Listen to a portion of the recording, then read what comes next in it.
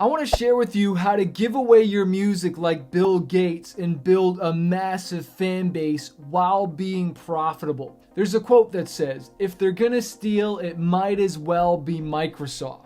And one of his CEOs was quoted saying that piracy actually helps Microsoft because it can lead to more purchases by individuals and it exposes them to even more people and their different products and stuff like that just because they installed it. And this is the same thing with your music, like going back to Napster and giving away your music. Let me tell you this. The problem isn't that people are stealing your music. The problem is that nobody's ever heard of you. And I remember when I was even a computer tech back in the day and we would be able to install Microsoft Office or different programs and just use some special code that would work on all these different computers, right, for the company that I worked for. But then eventually Microsoft wanted you to pay for the licenses. But the point is they just wanted that massive exposure. They made it actually easy for people to steal their stuff because they knew if people were using it, then they would buy other things. They would use other products. And so the goal here for you is to give away your music to as many people as possible so they'll buy your merch, so they'll check out your other stuff, buy tickets to your shows, support your Kickstarters. But if they don't even know you, then how can they flow you? How can they give you money? And so you need to get people to know you. So I even challenge a lot of artists that I coach. I say, dude, give away your music even before it's out. Yeah, run Facebook and Instagrams and give away your music even before it's out. So you have a big email list, so you have a retargeting pixel, so you have fans that know about you even before it drops. And when the song drops, what do? You email them and say, hey, it's now available. We also got this shirt that we designed or this hat based on the single or based on the album. You get the buzz going. You get the awareness going before. And then you can, once you got that email list, say you did that for a month before the song even came out, you can let them know, hey guys, you got this song for free. You were on the early bird list. You're on my VIP list. You're on the exclusive list. But guess what? It drops on this day. The video actually drops on this day. And so I'd love it if you do me a favor. Make sure you go and leave a comment. Let them know that you heard the song and you love it already. And we just wanted to hook you up even before it comes out.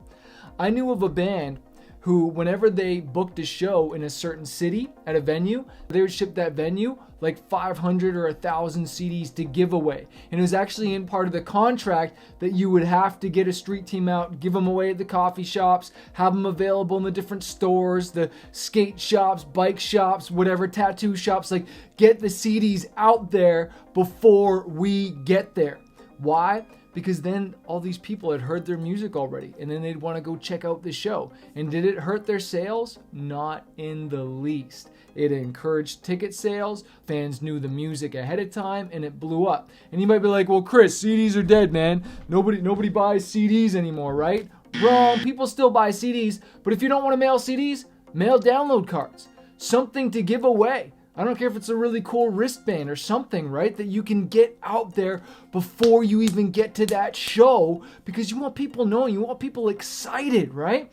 One thing we did on a tour is we gave away CD samplers. And it wasn't beside the merch table, but after the show, outside or wherever we were signing, me and the guys would always have a clipboard, man, and we'd be giving out a CD sampler of my music. And we'd ask for names and emails. And we got thousands of names and emails on this tour, so then that way we could follow up and let them know when we got a new album, new single, or coming in to play another show. But like, Bill Gates is not stupid, all right? So you want to model what these guys are doing by giving away your music and get known.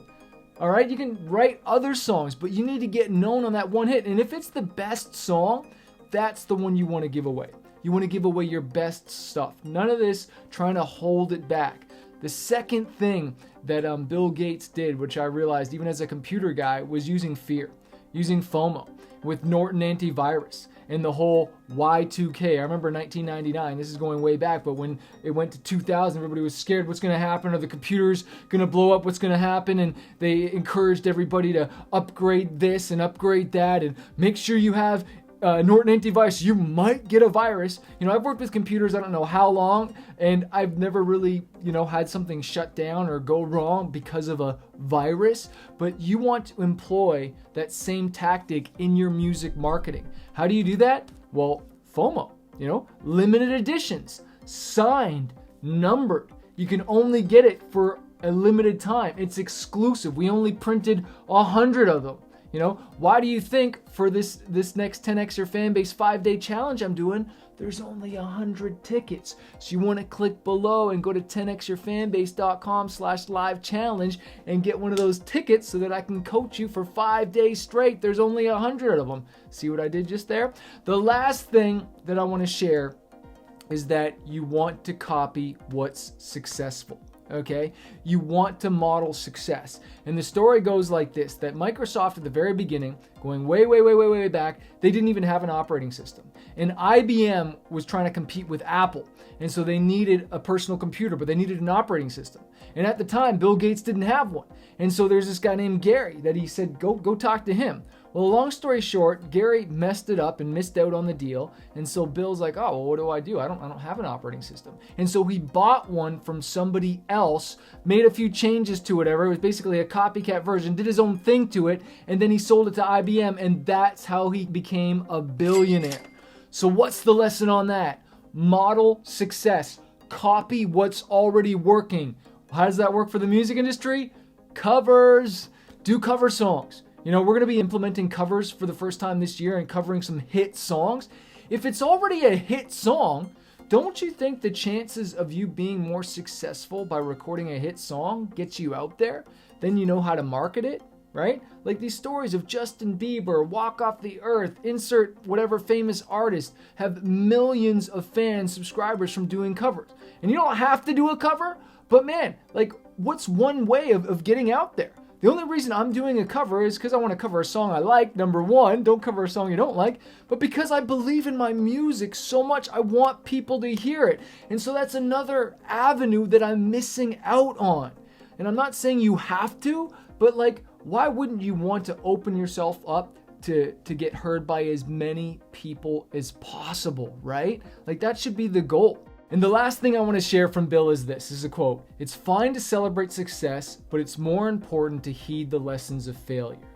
Pain is a good teacher. Going through the struggle, sometimes you win, sometimes you learn, but you always win if you learn from your mistakes. If something's not working, stop doing it. Don't just keep recording another song or the same type of song, the same style of song. You're writing the same verse, same chorus, same producer, same thing over and over again, especially if it's not working.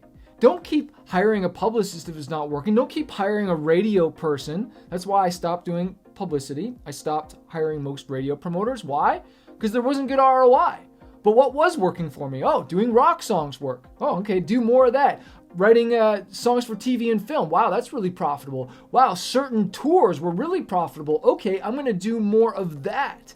The definition of insanity is to do the same thing over and over again and expect different results. So something needs to change in your career, all right? Either something new is going to come out of you or something new is going to come into your life. And that's why I created the Get More Fans 5-Day Challenge. Because I want to come into your life and help you and coach you for 5 days straight to see what you got going on, give you some new ideas, have an outside opinion, because a lot of times we're just too close to our art. And one little pivot, one little change can make all the difference. I like to say, small hinges swing big doors. So click the link below, go to 10xyourfanbase.com/live challenge. I hope this video about Bill Gates' success and ideas, how you can implement them to your music career is helpful. Don't forget to like, subscribe, and leave a comment on this video.